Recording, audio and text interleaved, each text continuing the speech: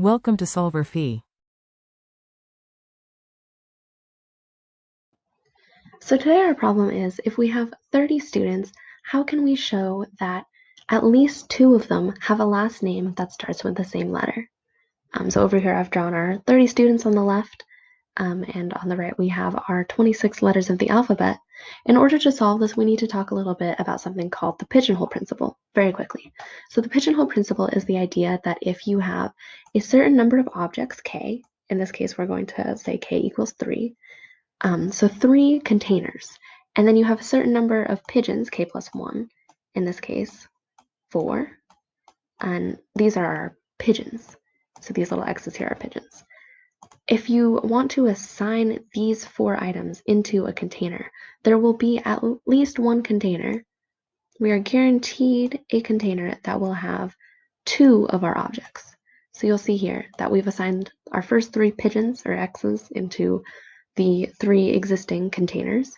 And now this 4th one, regardless of whether it goes, it can go into this one, it can go into this one, it can go into this one, but no matter which one it chooses, we are guaranteed that one container will have 2 pigeons. So let's say that it chooses this middle one. Now this middle one has 2 pigeons or 2 x's.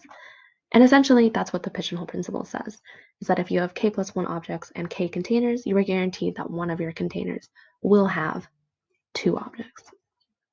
So let's apply that here to our problem.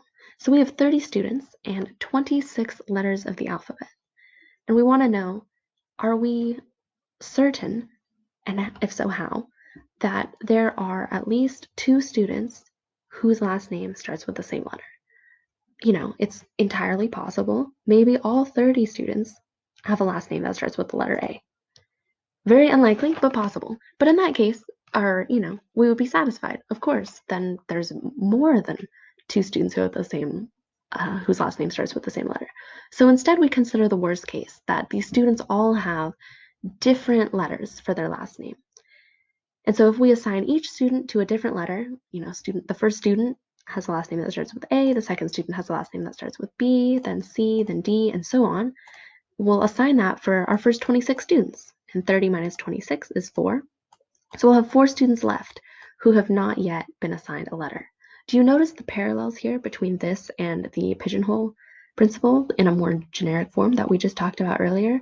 These letters here are our pigeonholes, and the students are our pigeons. And so we have 26 pigeonholes and 30 pigeons. So you can sort of see where this is going. Right now we have 4 students or pigeons left who have not yet been assigned into a pigeonhole. And so now, no matter where these 4 students go, maybe these last 4 students all have the same letter. Maybe these last 4 students, all of them, their last name starts with B. In which case, we know that at least 2 students have a last name which starts with the same letter. Their last name starts with B.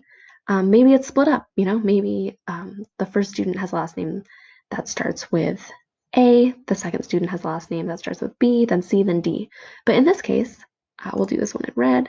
So we have A, B, C, and D. But in this case now, A, B, C, and D, those letters all have 2 students whose last name starts with them. So again, we have that at least 2 students have a last name that starts with the same letter.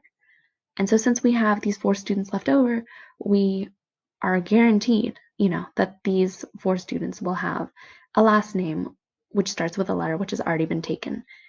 And so by the pigeonhole principle, we have shown that at least 2 students, in our case 4, have a last name that starts with the same letter.